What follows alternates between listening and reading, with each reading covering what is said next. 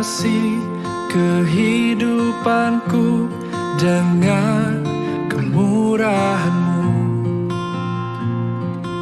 Kau rancangkan masa depanku penuh dengan harapan.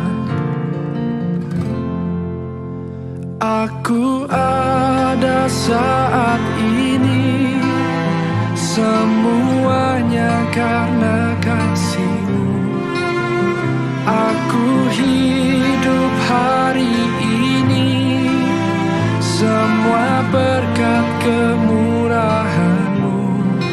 Terima kasih Yesus, Engkau sangat baik, teramat baik bagiku.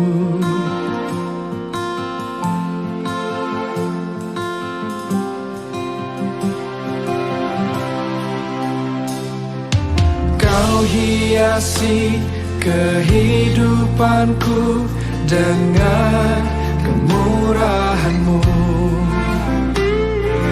Kau rancangkan masa depanku penuh dengan harapan. Aku ada saat ini, semuanya karena kasih-Mu. Aku hidup hari ini, semua berkat kemurahan-Mu.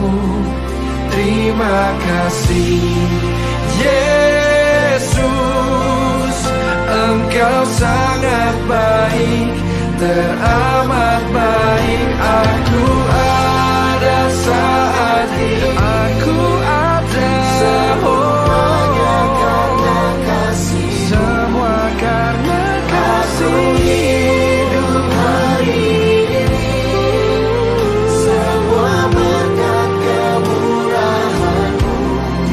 Terima kasih Yesus, Engkau sangat baik, teramat baik bagiku.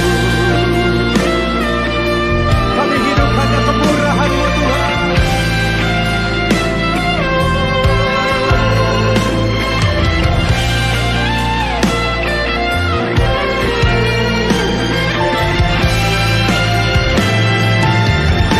Mari angkat kedua tangan-Mu, sama-sama katakan. Aku ada saat ini, semuanya karena kasih-Mu. Aku hidup hari ini, semua berkat kemurahan-Mu. Terima kasih Yesus, Engkau sangat baik, teramat baik bagiku. Shalom Bapak Ibu sekalian, selamat pagi, selamat hari Minggu, dan selamat beribadah dan berbakti kepada Tuhan melalui ibadah pada pagi hari ini.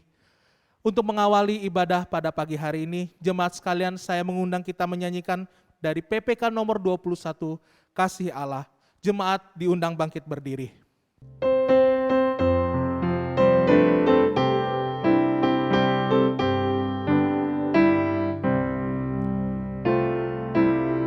Kasih Allah amat besar dan tak dapat dilukiskan, lebih tinggi dari bintang namun mencapai dunia, mengaruniakan anaknya, memberi kemenangan, mendamaikan dan mengampuni orang-orang berdosa.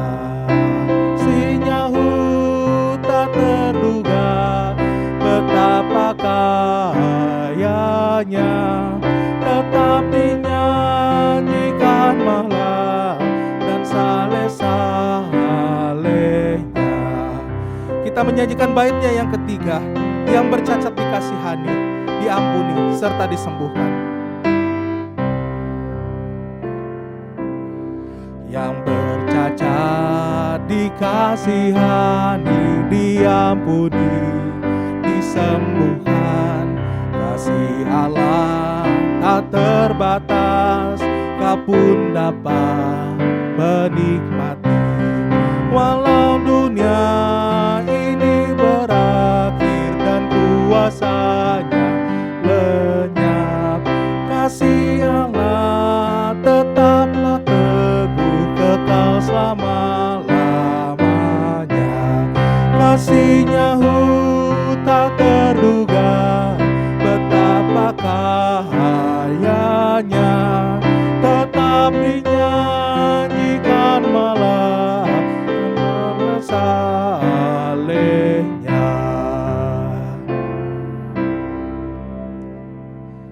Dengarkanlah nats pembimbing kita pada pagi hari ini yang terambil di dalam Efesus pasal yang kedua ayat yang ke-10. Karena kita ini buatan Allah, diciptakan dalam Kristus Yesus untuk melakukan pekerjaan baik yang dipersiapkan Allah sebelumnya.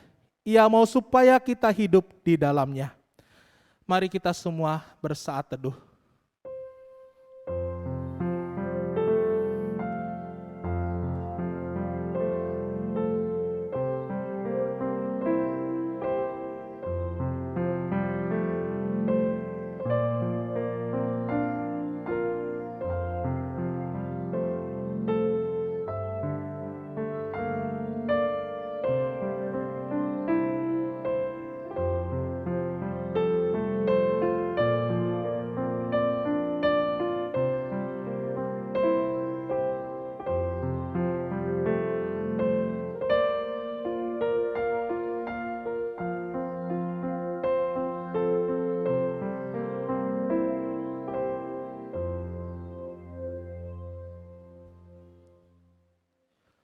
Pertolongan kita ialah datangnya dari Tuhan yang menjadikan langit dan bumi, yang kekal setia memelihara setiap ciptaan tangannya yang ajaib. Turunlah atas kita sekalian, damai dan sejahtera melingkupi ibadah pada pagi hari ini, mulai dari awal hingga pada akhirnya. Amin. Jemaat dipersilakan untuk duduk kembali. Karena begitu besar kasih Allah akan dunia ini, sehingga Ia telah mengaruniakan anaknya Tuhan kita, sehingga siapapun yang percaya kepadanya tidak binasa, melainkan memperoleh hidup yang kekal. Karena ada kuasa di dalam darah Kristus, darah yang telah menebus kita semua dan telah membebaskan dari dosa. Mari Bapak Ibu sekalian, saya mengajak kita untuk menyanyikan dari PPPR nomor 64, ada kuasa dalam darahnya.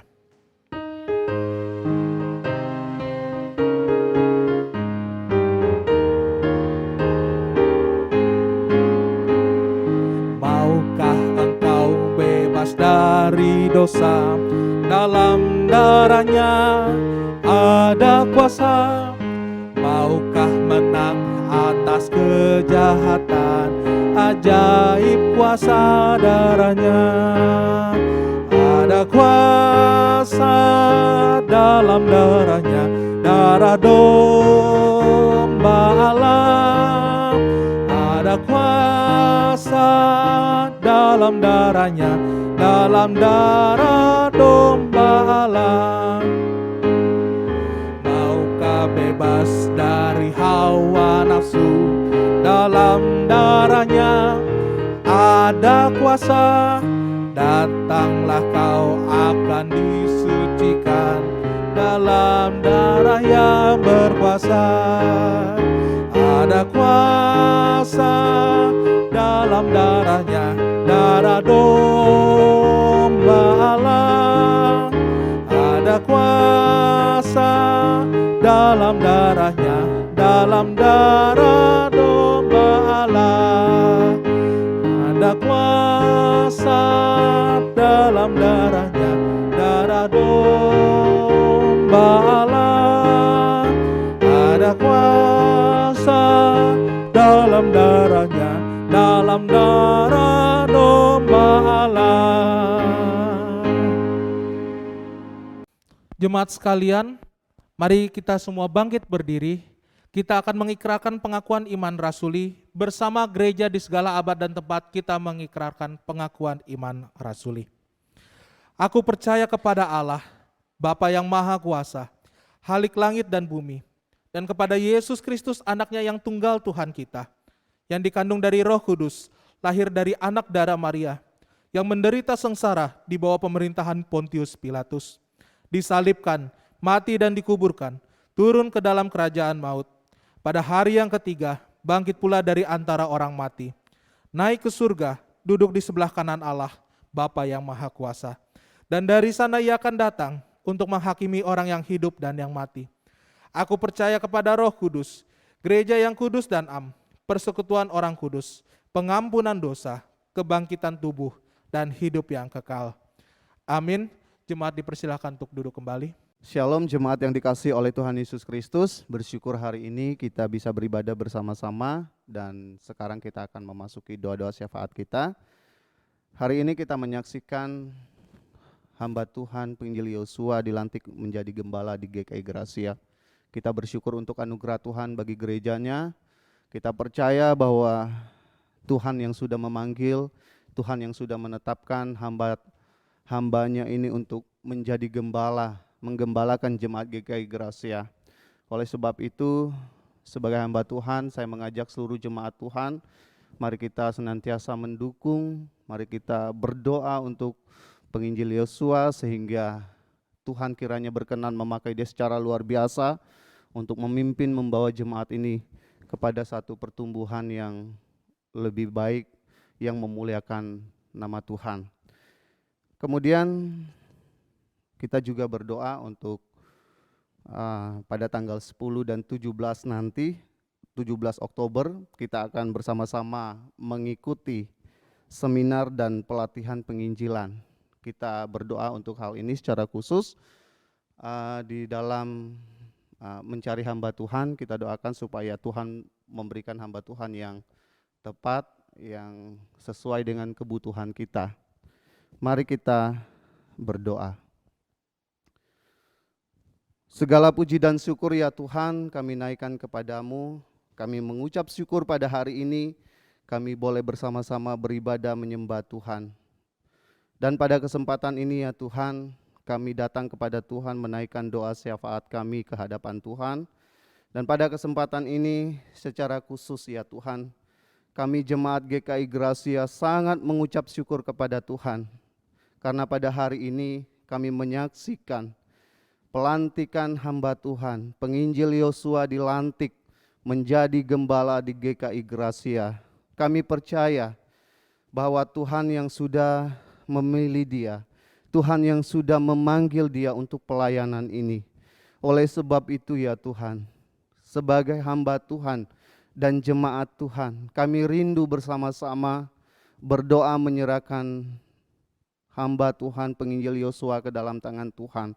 Kiranya Tuhan yang mengurapi dia, menolong dia, memampukan dia, memberikan dia hikmat untuk memimpin, menggembalakan jemaat GKI Gracia. Sekali lagi ya Tuhan, kami sungguh bersyukur untuk anugerah Tuhan yang Tuhan nyatakan kepada jemaat GKI Gracia. Dan pada kesempatan ini juga kami datang kepada Tuhan berdoa, menyerahkan secara khusus pada tanggal 10 dan tanggal 17 Oktober nanti kami akan bersama-sama mengikuti pelatihan penginjilan. Kami berdoa ya Tuhan supaya kiranya Tuhan menolong memberkati untuk seminar dan pelatihan ini. Melalui pelatihan ini jemaat Tuhan boleh dibekali, mereka boleh diberikan satu pelajaran bagaimana memberitakan kebenaran firman Tuhan kepada orang-orang yang belum percaya ya Tuhan. Dan melalui kesempatan ini juga kami juga berdoa supaya jemaat Tuhan digerakkan untuk semakin setia memberitakan kebenaran firman Tuhan kepada orang-orang yang belum percaya. Terpujilah Engkau ya Tuhan. Sekali lagi kami mengucap syukur untuk kesempatan kami menaikkan doa-doa kami kepada Tuhan. Terima kasih Bapa di surga. Di dalam nama Tuhan Yesus kami berdoa. Jemaat Tuhan saya persilakan berdiri. Mari kita sama-sama mengucapkan doa Bapa kami. Bapa kami yang di surga, dikuduskanlah namamu. Datanglah kerajaanmu, jadilah kehendakmu di bumi seperti di surga. Berikanlah kami pada hari ini makanan kami yang secukupnya, dan ampunilah kami akan kesalahan kami, seperti kami juga mengampuni orang yang bersalah kepada kami.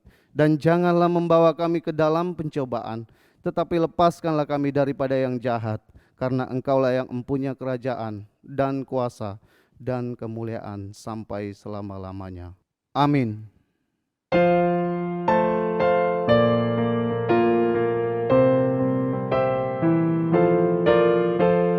Hormat diberi bagi Bapa, Anak, dan Roh Kudus, dari mula sampai sekarang dan seterusnya, termulia.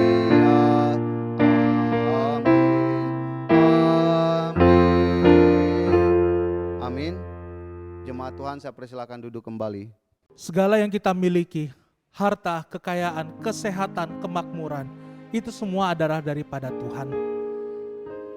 Sebagai orang yang percaya kepada Tuhan Yesus, dan sebagai orang yang menjadi tebusannya, maka menyerahkan segalanya bagi Yesus bukanlah sesuatu yang berat bagi kita.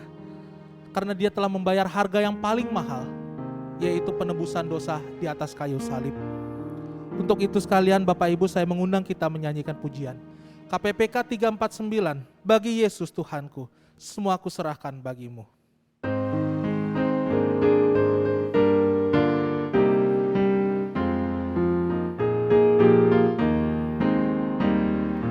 Ku serahkan bagi Yesus semua yang ku miliki, pikiran, perbuatanku, ku serahkan bagimu. Bagi Yesus, bagi Yesus, bagi Yesus Tuhanku. Bagi Yesus, bagi Yesus, bagi Yesus Tuhanku. Kita menyanyikan baitnya yang kedua, tanganku serah bagi Yesus, dan tiap langkahku ikutmu. Tanganku serah bagi Yesus, tiap langkahku ikutmu. Dan mataku pandang Yesus, mulutku memujimu. Bagi Yesus, bagi Yesus, bagi Yesus Tuhanku.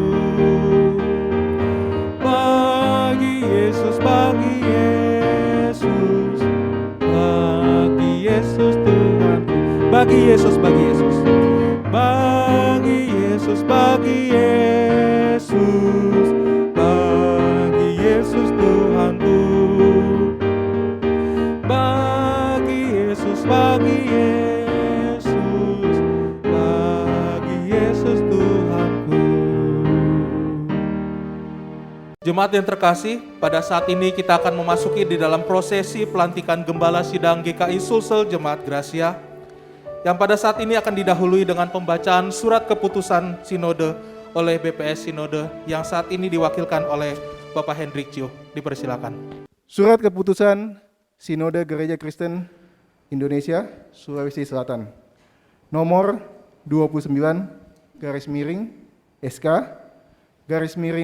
BPS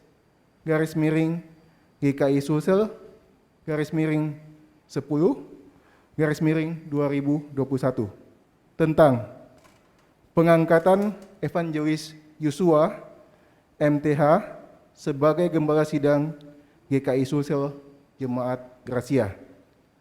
Menimbang 1. Keputusan rapat Majelis GKI Sulsel Jemaat Gracia pada tanggal 5 September 2021 tentang kebutuhan Gembala Sidang di lingkungan GKI Sulsel Jemaat Gracia. Nomor 2. Surat permohonan pengangkatan Gembala Sidang ke Sinode dari Majelis GKI Gracia nomor 13 garis miring 9 garis miring GKISS Gracia. Nomor 3, kesediaan yang bersangkutan menerima pelayanan ini. Nomor 4, bahwa berdasarkan penilaian administrasi dan keberadaan iman yang dimiliki. Mengingat 1. Tata tertib garis miring Tata Gereja Sinode GKI Sulsel pasal 36 ayat 1 sampai 4. Memperhatikan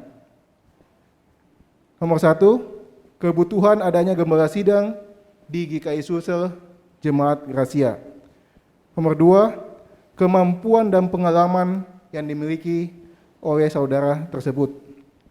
Memutuskan, menetapkan, pertama, terhitung mulai tanggal 3 Oktober 2021, nama Evangelis Yosua MTH, tempat dan tanggal lahir Ansang 19 Juli 1987, dalam status gembala sidang di GKI Sulsel Jemaat Gracia. Kedua, mengangkat dalam jabatan seperti yang tercantum dalam surat keputusan ini. Ketiga, kepada yang bersangkutan diberikan tunjangan sesuai keputusan majelis jemaat.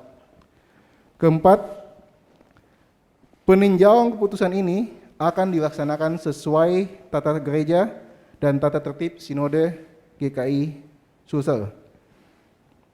Ditetapkan di Makassar pada tanggal 3 Oktober 2021, Sinode Gereja Kristen Indonesia Sulawesi Selatan ditandatangani oleh GI Martin Magalin, Sarjana Teologia sebagai Ketua Sinode, dan Pendeta Suharjono STH MA sebagai Sekretaris Sinode. Demikianlah surat keputusan ini. Berdasarkan SK yang sudah dibacakan, maka saya mengundang kepada hambanya, Evangelis Yosua MTH, untuk ke depan.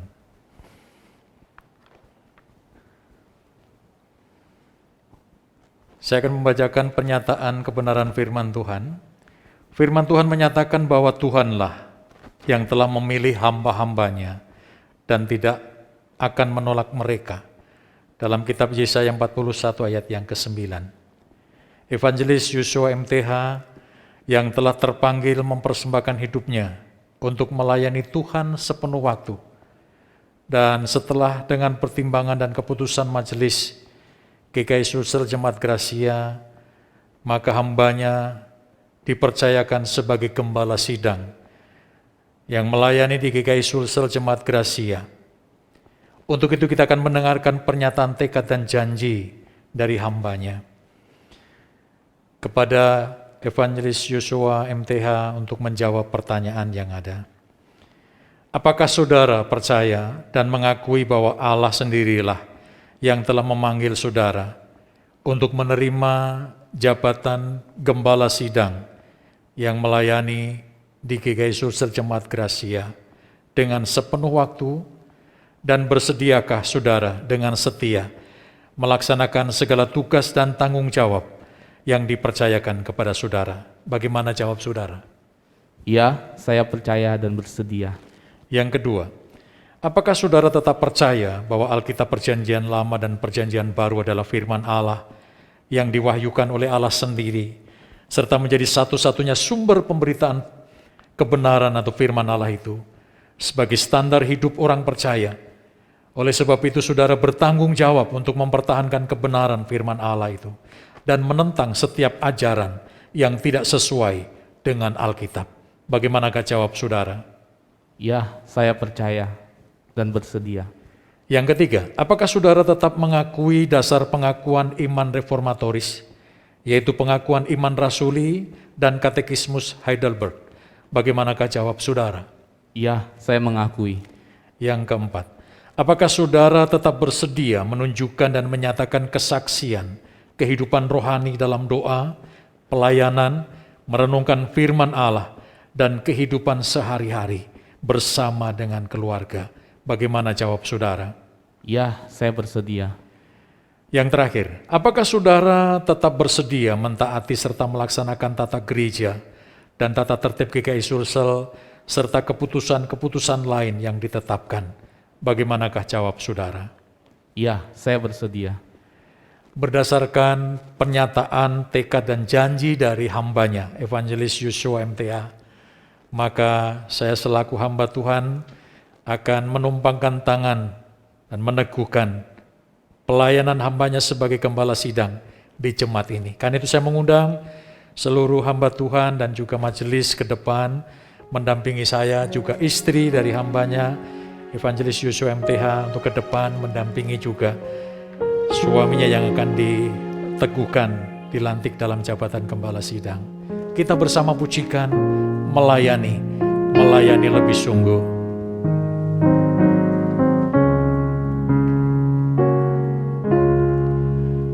Melayani lebih sungguh. Melayani lebih sungguh. Tuhan lebih dulu melayani kepadaku. Melayani lebih sungguh. Evangelis Yosua MTH, saya selaku hamba Tuhan Yesus Kristus dalam tugas kewenangan oleh Sinode GKI Sulsel, maka melantik dan meneguhkan engkau dalam mengembang jabatan sebagai gembala sidang yang melayani di GKI Sulsel Jemaat Gracia. Kiranya Allah Bapa, Allah Putra dan Allah Roh Kudus, Allah Tritunggal yang Esa, yang akan menopang, menyertai, menolong dan memampukan saudara dan juga istri saudara, keluarga saudara di dalam jabatan pelayanan penggembalaan di GKI Sulsel Jemaat Gracia. Sehingga namanya dimuliakan, diagungkan, ditinggikan di dalam kehidupan keluargamu, juga jemaatnya yang ada. Terpujilah nama Tuhan. Amin. Silakan berdiri. Silakan menghadap ke jemaat. Silakan menghadap ke jemaat.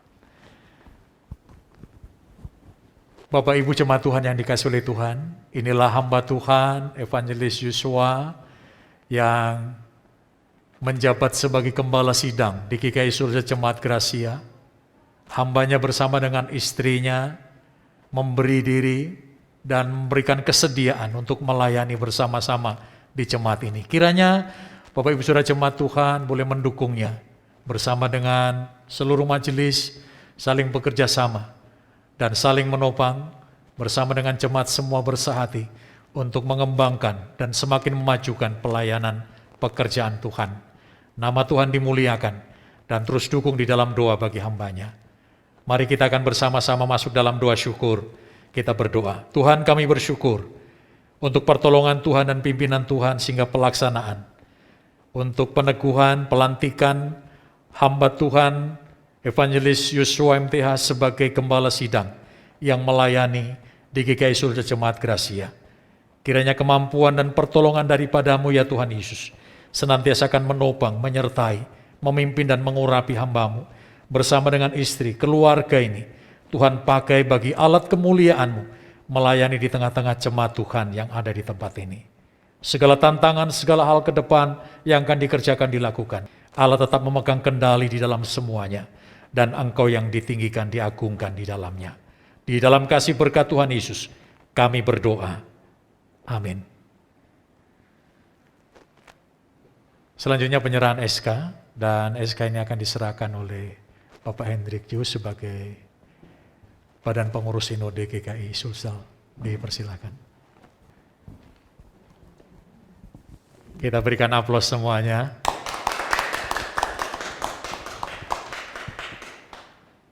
Baik, sekali lagi kepada hambanya Tuhan akan menolong memberkati di dalam mengemban tanggung jawab sebagai gembala sidang yang melayani di GKI Sulsel Jemaat Gracia. Tuhan memberkati kita semuanya. Bapak Ibu sekalian, sesaat lagi kita akan mendengarkan kebenaran firman Tuhan dan kita akan bersama-sama mengikuti perjamuan kudus. Hanya karena salib Tuhan, kita semua hari ini boleh dilayakkan di hadapan Tuhan. Hanya karena salib Kristus, kita boleh memperoleh hidup penuh kemenangan di dalamnya. Karena Ia yang berkuasa telah melakukan mujizat yang paling besar, yaitu menebus dosa-dosa kita. Oleh karena itu saya mengajak kita semua untuk menyanyikan sebuah pujian yang menyatakan bahwa hanya karena salib Kristus kita hidup dan kita menang. Karena salib-Mu.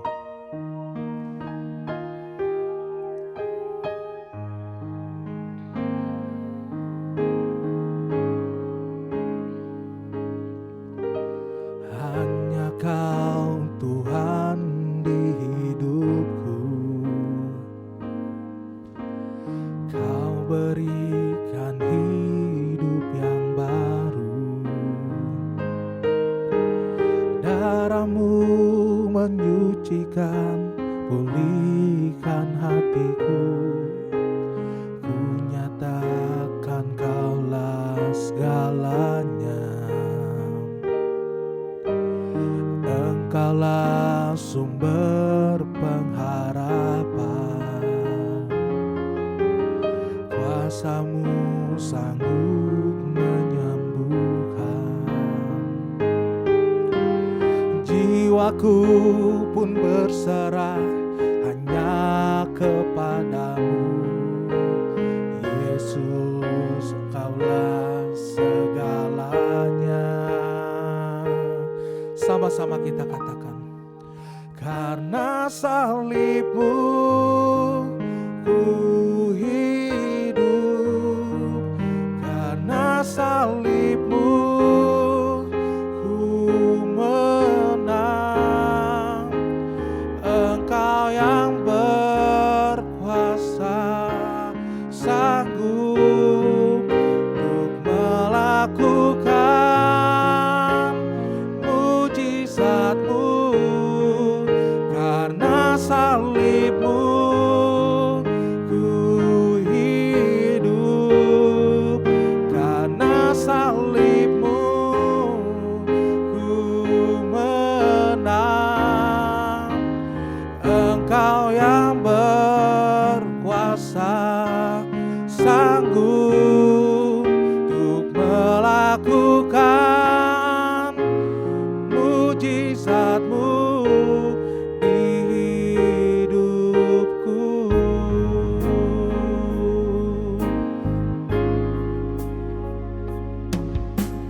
Hanya Kau Tuhan di hidupku, Kau berikan hidup yang baru. Darah-Mu menyucikan, pulihkan hatiku. Ku nyatakan Kaulah segalanya. Engkaulah sumber pengharapan. Kuasa-Mu sanggup menyembuhkan. Jiwaku pun berserah hanya kepadamu. Yesus, Kaulah segalanya. Karena salib-Mu ku hidup, karena salib-Mu ku menang. Engkau yang berkuasa sanggup untuk melakukan mujizat-Mu. Karena salib-Mu ku hidup, karena salib-Mu ku menang. Engkau yang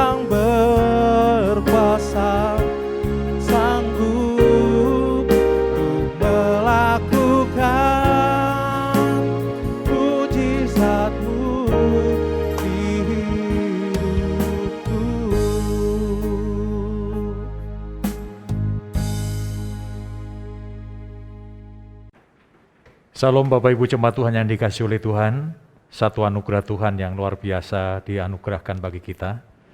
Kita akan merenungkan firman Tuhan, sebelumnya mari kita akan satu di dalam doa, kita berdoa. Kepadamu-lah ya Allah, ya Tuhan kami Yesus Kristus, kami bersyukur karena begitu ajaib dan luar biasa kasih setia Tuhan dalam hidup kami. Dan pada saat ini Tuhan anugerahkan kesempatan bagi kami untuk bersama-sama merenungkan firman Tuhan. Biarlah kuasa hikmat Roh Kudus Tuhan memberikan penerangan bagi kami, sehingga kami mengerti dan memahami kehendak Tuhan, apa yang menjadi kebenaran-Mu di dalam kehidupan kami, dan kami boleh menghidupinya di hari-hari ke depan yang Tuhan percayakan. Kami menyerahkan penenungan firman-Mu pada saat ini, di dalam pertolongan kasih-Mu, dalam nama Tuhan Yesus. Amin. Bapak Ibu jemaat Tuhan yang dikasihi oleh Tuhan, mari kita akan membaca firman Tuhan yang terambil dalam kitab Efesus pasal yang kedua, ayat 1 hingga ayat yang ke-10. Saya akan membacakan kebenaran ini dan Bapak Ibu Saudara bisa melihat di Alkitab masing-masing. Firman Tuhan berkata, semuanya adalah kasih karunia. Kamu dahulu sudah mati karena pelanggaran-pelanggaran dan dosa-dosamu. Kamu hidup di dalamnya karena kamu mengikuti jalan dunia ini. Karena kamu mentaati penguasa kerajaan angkasa, yaitu roh yang sekarang sedang bekerja di antara orang-orang durhaka. Sebenarnya dahulu kami semua juga terhitung di antara mereka, ketika kami hidup di dalam hawa nafsu daging dan menuruti kehendak daging dan pikiran kami yang jahat. Pada dasarnya kami adalah orang-orang yang harus dimurkai, sama seperti mereka yang lain. Tetapi Allah yang kaya dengan rahmat, oleh karena kasih-Nya yang besar, yang dilimpahkannya kepada kita, telah menghidupkan kita bersama-sama dengan Kristus. Sekalipun kita telah mati oleh kesalahan-kesalahan kita, oleh kasih karunia kamu diselamatkan. Dan di dalam Kristus Yesus, Ia telah membangkitkan kita juga dan memberikan tempat bersama-sama dengan Dia di surga. Supaya pada masa yang akan datang, Ia menunjukkan kepada kita kekayaan kasih karunia-Nya yang melimpah-limpah sesuai dengan kebaikan-Nya terhadap kita dalam Kristus Yesus. Sebab karena kasih karunia kamu diselamatkan oleh iman, itu bukan hasil usahamu, tetapi pemberian Allah. Itu bukan hasil pekerjaanmu, jangan ada orang yang memegahkan diri. Karena kita ini buatan Allah, diciptakan dalam Kristus Yesus untuk melakukan pekerjaan baik yang dipersiapkan Allah sebelumnya. Ia mau supaya kita hidup di dalamnya. Puji Tuhan, Bapak Ibu Saudara yang dikasihi oleh Tuhan, dalam kesempatan ini saya memberikan satu tema renungan, yaitu kasih karunia. Kasih karunia. Bapak Ibu Saudara yang saya kasih dalam Tuhan Yesus Kristus, kasih karunia itu sinonim dengan kata anugerah atau sama dengan kata anugerah. Pada dasarnya memiliki satu makna yang sama di dalam bahasa Ibrani maupun bahasa Yunani, bahasa Perjanjian Lama maupun Perjanjian Baru. Kasih karunia dipakai dalam pengertian yaitu perbuatan seorang atasan yang menunjukkan kepada bawahannya kasih karunia, padahal sebenarnya orang tersebut atau bawahan tersebut tidak layak untuk menerimanya. Kasih karunia adalah pemberian Allah kepada manusia, padahal manusia juga tidak pantas, tidak layak untuk menerimanya. Seorang teolog yang bernama Donald Guthrie berkata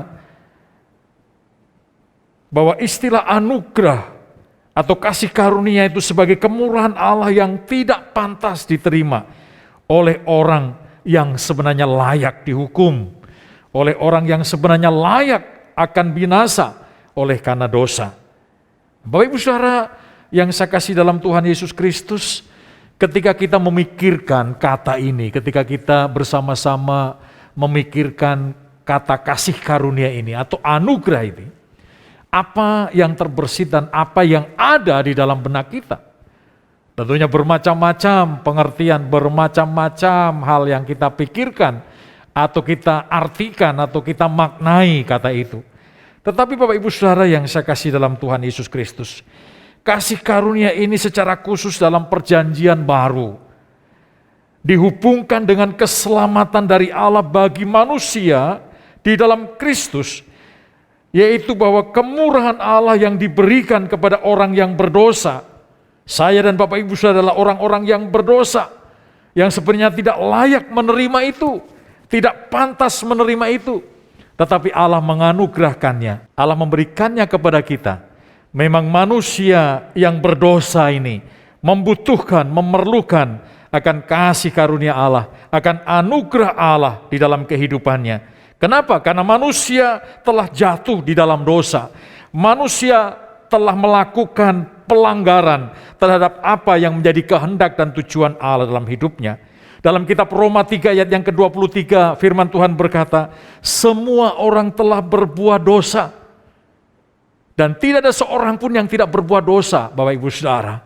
Artinya apa? Artinya saya dan Bapak Ibu Saudara tadinya adalah orang-orang yang berbuat dan melakukan dosa, melakukan pelanggaran, pemberontakan terhadap Allah. Allah yang menciptakan manusia segambar dan serupa dengan Dia, mempunyai maksud, mempunyai tujuan supaya manusia yang Dia ciptakan itu mempermuliakan Dia dan menikmati Allah, menikmati Tuhan di dalam kehidupannya. Tetapi realitasnya adalah Bapak Ibu Saudara, bukankah manusia justru condong, justru cenderung, justru lebih menyukai untuk melawan dan memberontak kepada Allah? Alkitab juga berkata bahwa upah dosa adalah maut di dalam Roma 6 ayat yang ke-23. Dan apa yang firman Tuhan nyatakan bukan sesuatu hal yang hanya mengancam, tetapi itu adalah sesuatu hal yang realitis juga, bahwa pada saatnya orang-orang yang tetap hidup di dalam dosa, yang tetap memberontak Allah, ada akibatnya, ada konsekuensinya, yaitu maut atau kematian kekal.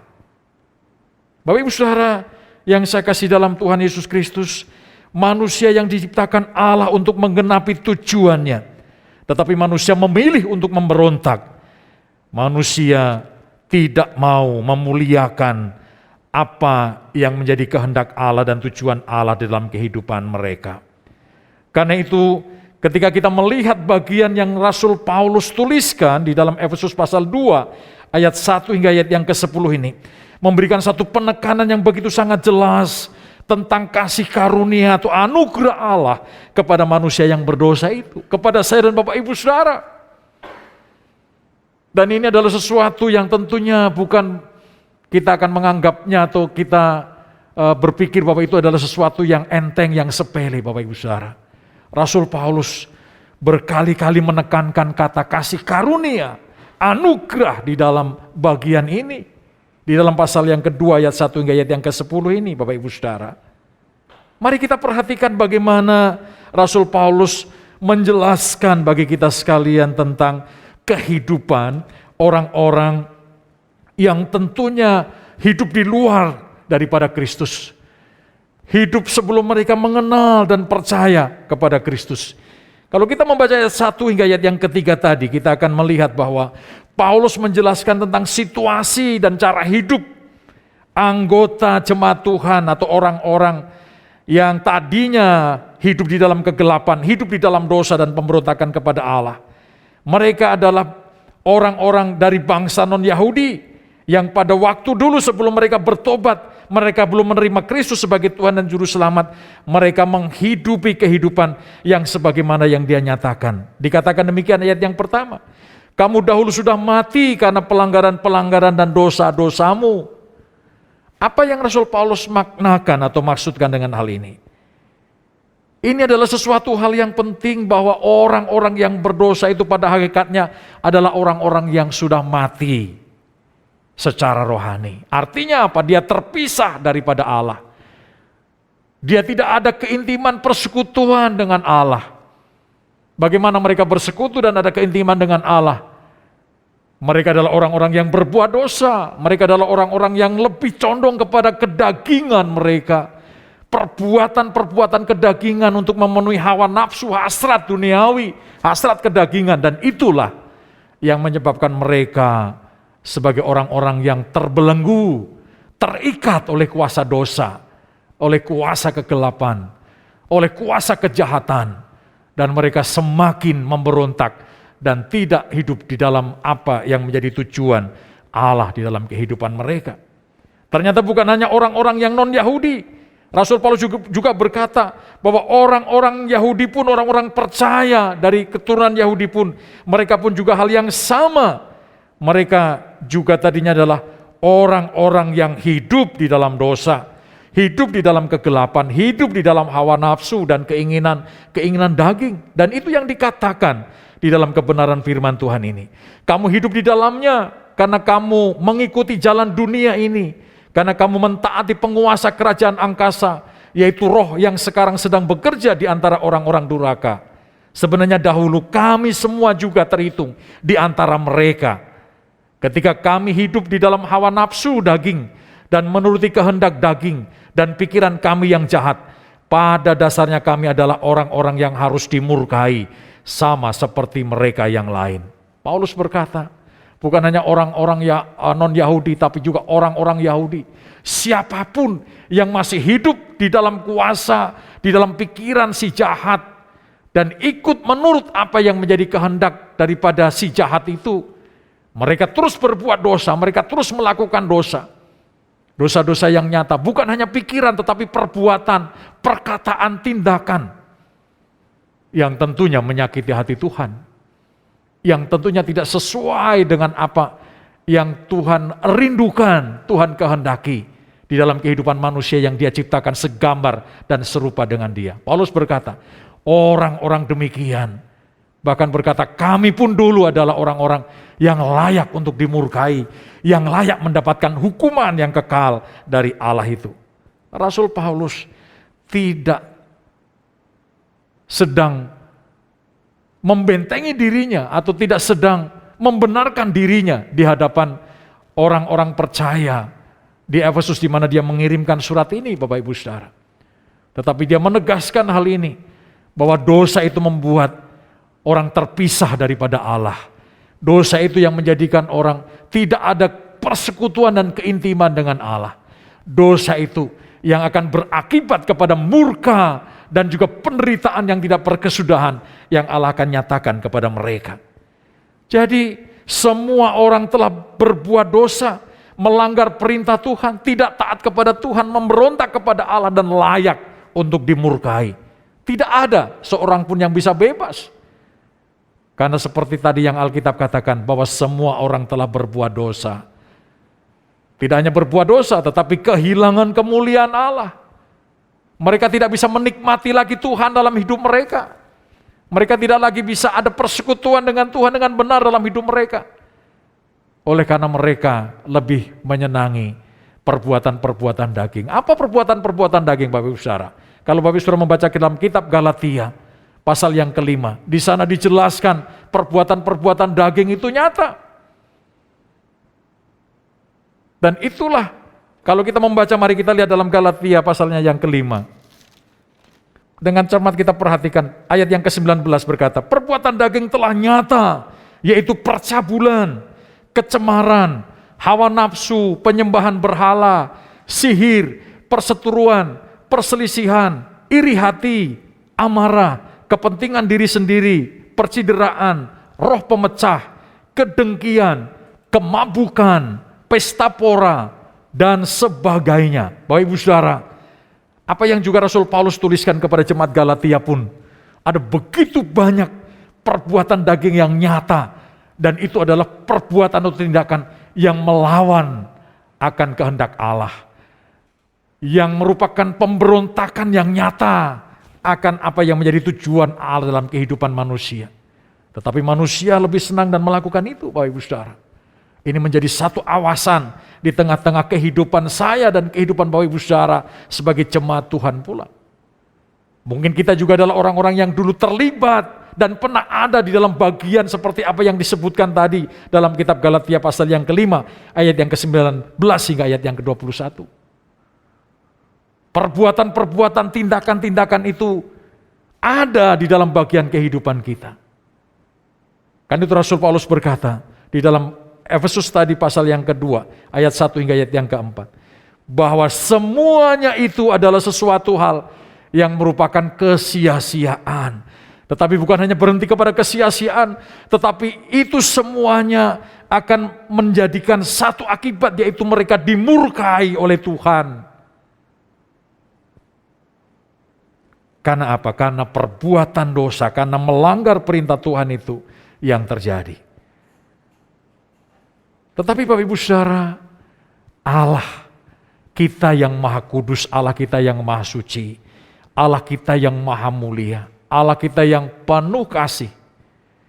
Allah itu bertindak tidak seperti manusia bertindak, Bapak Ibu Saudara. Kadang kalau manusia membuat kesalahan kepada sesamanya, maka sesamanya akan berkata, kamu saya kasih batasannya sampai 3 kali berbuat salah kepada saya. Setelah itu pasti saya akan membalasnya, yang lebih jahat lagi dari apa yang kamu perbuat. Tetapi Kristus, Tuhan kita, Allah kita, Juru Selamat kita tidak demikian.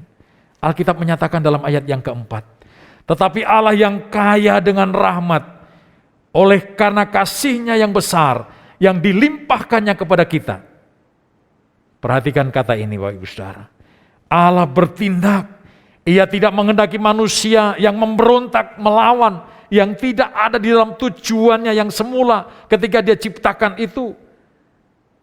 Allah tidak menghendaki manusia itu binasa dalam dosanya. Allah menyelamatkan dari kematiannya. Dan itulah yang dinyatakan di dalam firman Tuhan ayatnya yang keempat itu. Allah yang kaya dengan rahmat-Nya, oleh karena kasih-Nya yang besar. Perhatikan kemudian ayatnya yang kelima, telah menghidupkan kita bersama-sama dengan Kristus, sekalipun kita telah mati oleh kesalahan-kesalahan kita, oleh kasih karunia kamu diselamatkan. Ayat yang pertama, Rasul Paulus berkata, kamu dahulu sudah mati karena pelanggaran-pelanggaran dan dosa-dosamu. Tetapi kemudian ayat yang keempat, kelima dikatakan, di dalam Kristus kita telah dihidupkan kembali meskipun kita yang tadinya adalah orang-orang yang sudah mati oleh karena dosa, oleh karena pelanggaran. Dan Kristus yang nyata menyatakan kasih-Nya, menyatakan belas kasihan-Nya, anugerah-Nya di dalam kehidupan kita. Sehingga kita diselamatkan dengan pengorbanannya di atas kayu salib. Dia mencurahkan darahnya, mengorbankan tubuhnya, dan memberikan yang terbaik untuk kita manusia yang berdosa, yang sebenarnya tidak layak untuk menerimanya. Bapak Ibu Saudara, ketika memikirkan hal ini, saya selalu digentarkan dengan hal ini Bapak Ibu Saudara. Ketika merenungkan bagian ini selalu hidup saya digentarkan dengan apa yang Allah nyatakan di dalam firman-Nya itu. Siapa kita sehingga Allah mau menebus kita, menyelamatkan kita dari kebinasaan, dari murka yang menyala-nyala itu? Itu di luar dari apa yang mampu kita pikirkan. Di luar dari apa yang mampu untuk kita pahami dengan pengertian kita. Dan itulah anugerah, itulah kasih karunia yang begitu besar. Paulus menegaskan hal ini. Kasih karunia yang menyelamatkan, kasih karunia yang menyatakan pengampunan, kasih karunia yang membebaskan kita dari hukuman, dari murka kekal Allah itu. Dan itu adalah satu hal yang harus kita syukuri dalam hidup ini Bapak Ibu Saudara. Kan itu sebentar kita diizinkan oleh Tuhan dalam satu persekutuan, satu hidangan perjamuan kudus yang kembali akan mengingatkan kita tentang pengorbanan Kristus yang luar biasa itu. Kita akan makan roti yang melambangkan pengorbanan tubuh Tuhan. Dan kita akan minum anggur yang melambangkan pengorbanan darah Tuhan bagi dosa-dosa kita, bagi kehidupan kita yang tadinya mati, yang tadinya akan menerima murka, yang tadinya akan binasa selama-lamanya. Dan olehnya kita dihidupkan, olehnya kita diselamatkan, olehnya kita direbut dari api neraka, dan olehnya kita dipersekutukan di dalam persekutuan yang indah dan mulia dengan Tuhan kita, dengan Juru Selamat kita yang sejati. Karena itu Bapak Ibu Saudara, ketika kita melakukan sakramen perjamuan kudus, bukan sesuatu hal yang biasa, tetapi itu adalah anugerah yang semakin meneguhkan kita, menguatkan kita di dalam keadaan dan situasi apapun, untuk membawa kita memandang kepada Kristus di dalam kehidupan kita, mengarahkan mata iman kita, mengarahkan kehidupan kita, mengarahkan hati kita, dan seluruh keberadaan kita kepada Kristus yang telah berkarya dengan sempurna di dalam kehidupan kita. Karena itu semakin diteguhkan di dalam Dia, semakin dikuatkan di dalam Dia, dan semakin membawa kita untuk setia dan sungguh-sungguh melakukan apa yang menjadi kehendak Tuhan di dalam hidup kita, di dalam pertolongan dan kuasa-Nya yang sempurna itu, Bapak Ibu Saudara. Bapak Ibu Saudara yang saya kasih dalam Tuhan, jadi Kristus yang telah menyatakan karya penebusan bagi kita. Manusia yang berdosa, kita ini adalah orang-orang yang berdosa yang dibenarkan oleh Allah. Oleh karena tindakan yang dinyatakan melalui Kristus Tuhan di dalam kehidupan kita. Dan bukan itu saja, tetapi Allah mengaruniakan, memberikan iman itu, menganugerahkan iman itu kepada kita, untuk kita bisa percaya kepada Kristus yang adalah satu-satunya Tuhan dan Juru Selamat di dalam kehidupan ini. Kekuatan kita, kemampuan kita, ataupun ritual-ritual kita, tidak ada sesuatu pun yang mampu untuk kita kembali ada persekutuan dengan Tuhan. Kembali ada keintiman dengan Allah dalam hidup ini. Hanya kasih karunia Allah, hanya dengan anugerah iman di dalam Kristus Tuhan, yang menjadikan saya dan Bapak Ibu Saudara adalah orang-orang yang kemudian memiliki pengharapan yang tadinya tidak ada pengharapan. Kita adalah orang-orang yang tadinya akan dimurkai, dibinasakan. Kemudian kita adalah orang-orang yang mendapatkan jaminan hidup yang kekal. Kita adalah orang-orang yang dibebaskan dari hukuman dan dari murka yang menyala-nyala itu. Iman di dalam Kristus artinya bahwa kita percaya Dialah Tuhan kita. Dialah Juru Selamat kita, Dialah penebus dosa kita. Dan Dialah Allah yang menyatakan kasih karunia-Nya yang begitu besar bagi kita. Pikiran kita sehebat apapun, kekuatan kita sehebat apapun, tidak akan mampu kita menjadi orang yang bisa beriman kepada-Nya kalau Tuhan tidak mengaruniakan iman itu kepada kita, Bapak Ibu Saudara. Artinya apa? Artinya bahwa Allah memberikan iman itu sebagai satu hal yang tidak bisa ditolak oleh kita. Orang-orang yang telah ditetapkan oleh Allah, yang dipilih oleh Allah di dalam rencana kehendak-Nya yang kekal. Orang-orang yang dikarunia iman ini adalah orang-orang yang diselamatkan dengan pasti di dalam Kristus Tuhan. Karena itu Bapak Ibu Saudara, apapun pandangan orang tentang Tuhan kita, apapun anggapan orang tentang Tuhan kita sebagai orang-orang yang dikaruniai iman oleh-Nya, dianugerahi iman oleh-Nya, kita tidak akan pernah bergeser dan mundur di dalam keyakinan kita, di dalam pengharapan kita, di dalam kepercayaan kita kepada Kristus Tuhan. Biar orang mau ngoceh apapun, Bapak Ibu Saudara, biar orang mau berkuar-kuar apapun, tetapi perhatikan ini, apa yang firman Tuhan nyatakan bagi saya dan Bapak Ibu Saudara. Bahwa Tuhan yang mengaruniakan, memberikan iman itu kepada kita. Di dalam kedaulatannya, sehingga kita dimampukan untuk percaya. Kita tidak bisa menolak apa yang menjadi kehendak Allah, apa yang menjadi kerinduan Allah, untuk kita kembali ada persekutuan dengannya dan keintiman dengannya. Bapak Ibu Saudara yang saya kasih dalam Tuhan Yesus Kristus.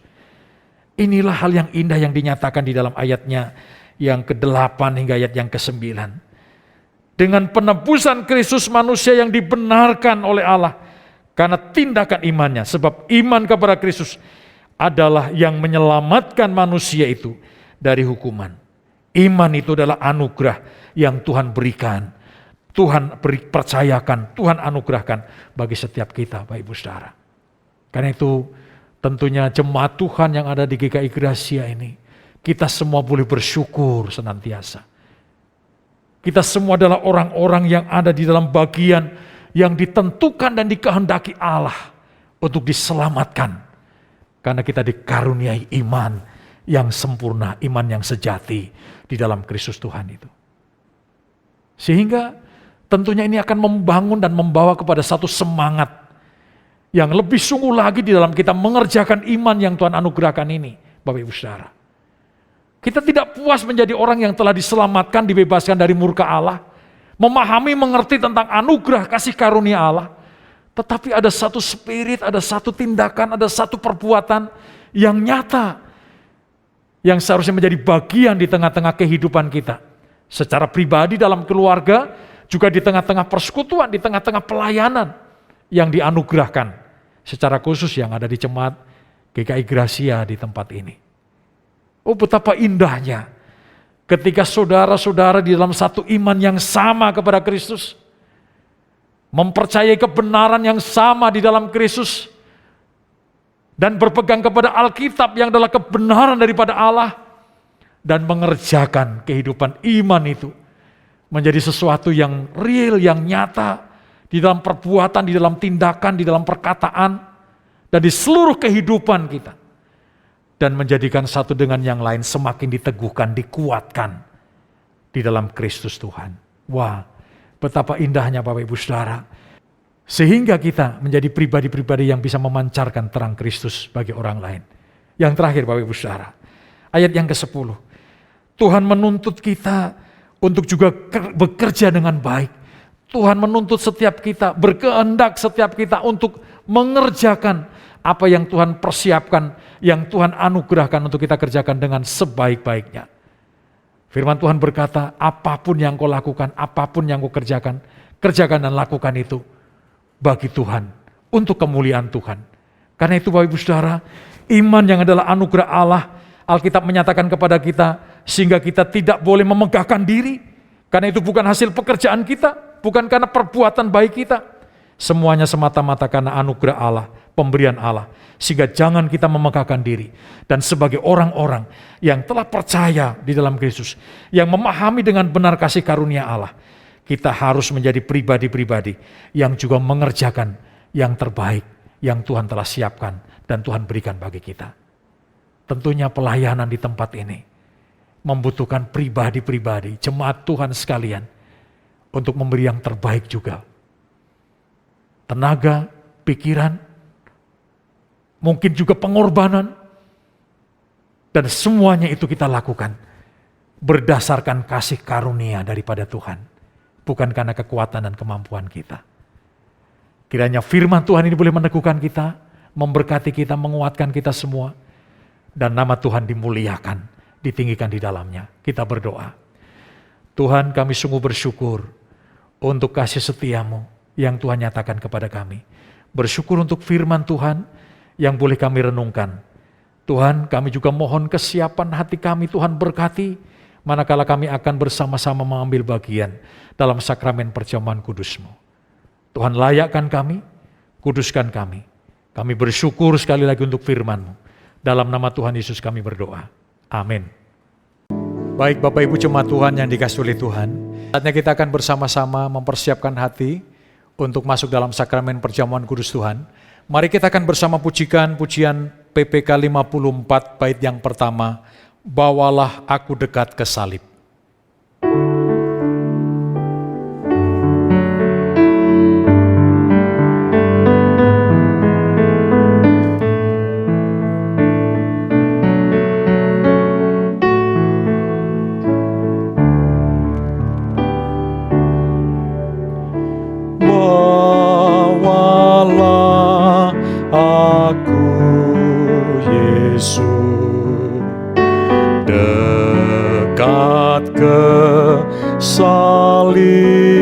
Salib-Mu, air hidup dan darah-Mu, sucikan hatiku. Salibnya, salibnya, selama mulia, dosaku disucikan.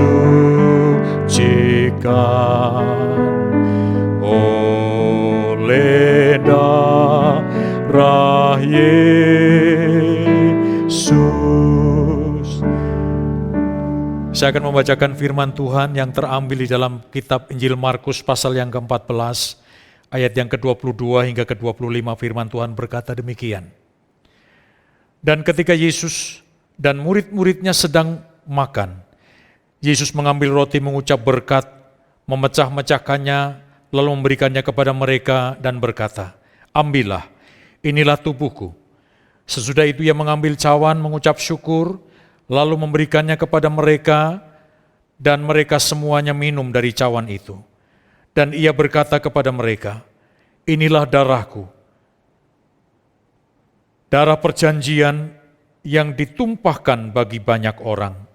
Aku berkata kepadamu, sesungguhnya aku tidak akan minum lagi hasil pokok anggur sampai pada hari aku meminumnya, yaitu yang baru dalam kerajaan Allah."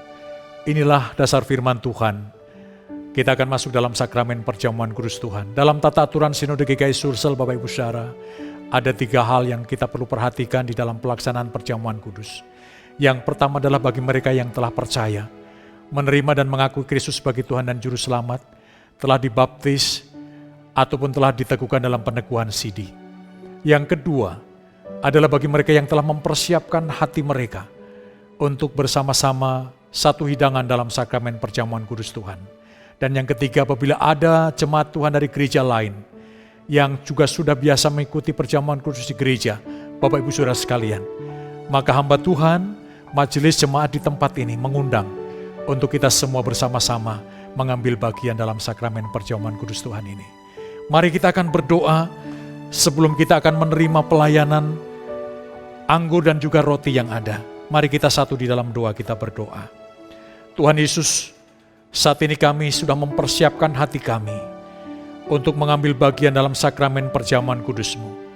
Kami akan makan roti yang melambangkan pengorbanan tubuh Tuhan bagi kami, dan minum anggur yang melambangkan pengorbanan darah Tuhan sebagai perjanjian baru yang menyatakan penebusan dan pembebasan bagi kami dari dosa. Layakkan kami, kuduskan kami, dan Tuhan memberkati kami semua. Dalam nama Tuhan Yesus kami berdoa. Amin. Bapak Ibu Saudara sekalian, silakan memegang roti di tangan kanan Bapak Ibu Saudara. Angkat di atas bahu.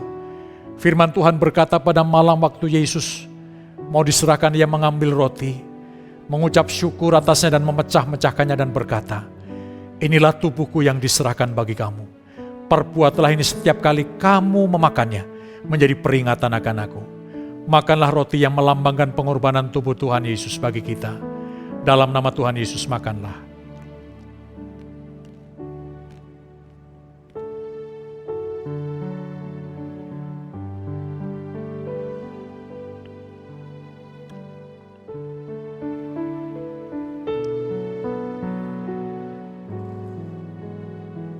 Pegang anggur di tangan kanan Bapak Ibu Saudara, angkat di atas bahu kita.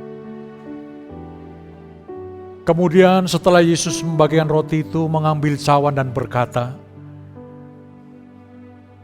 "Cawan ini adalah perjanjian baru yang dimeteraikan oleh darahku. Perbuatlah ini setiap kali kamu minumnya menjadi peringatan akan aku." Minumlah anggur ini yang melambangkan pengorbanan darah Tuhan untuk dosa-dosa kita. Dalam nama Tuhan Yesus, minumlah.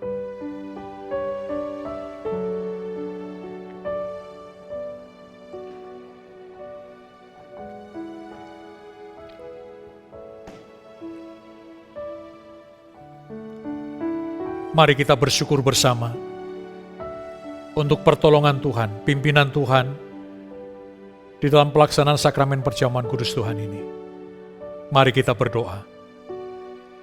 Tuhan, terima kasih karena Tuhan masih memimpin kami, membawa kami untuk kembali mengingat akan karya pengorbanan-Mu yang sempurna bagi kami manusia yang berdosa ini. Kami telah menerima kasih karunia yang sempurna daripada Tuhan, bahwa Tuhan menyelamatkan kami dengan mengorbankan diri-Mu di atas kayu salib untuk menebus dosa-dosa kami, pelanggaran kami, supaya kami tidak binasa, tetapi kami beroleh hidup yang kekal. Biarlah melalui perjamuan kudus Tuhan ini kami semakin diteguhkan dalam iman percaya kami kepadamu, dan kehidupan kami terus mempermuliakan, mengagungkan nama Tuhan. Kami bersyukur di dalam nama Tuhan Yesus. Amin. Baik Bapak Ibu jemaat Tuhan, kita bangkit berdiri bersama, kita akan bersama-sama pujikan doksologi. Kita bersyukur untuk kasih Tuhan, anugerah Tuhan sepanjang ibadah kita. Mari kita bersama bangkit berdiri.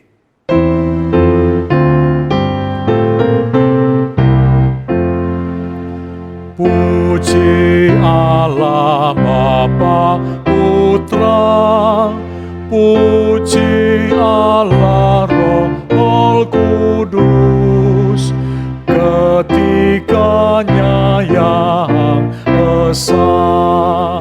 Mohon selamat sumber berkat.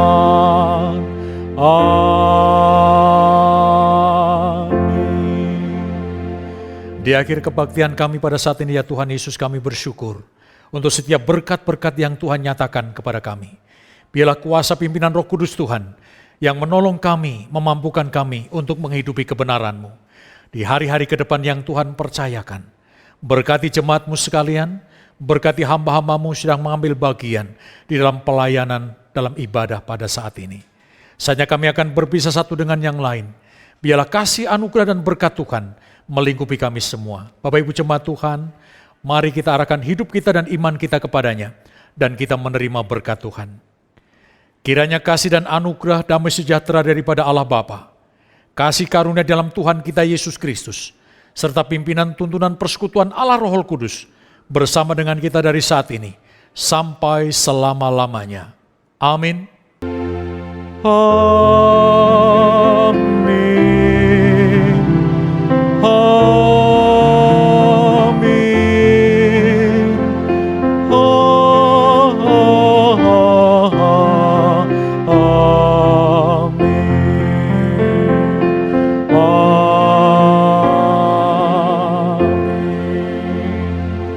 Jemaat Tuhan dipersilahkan duduk kembali.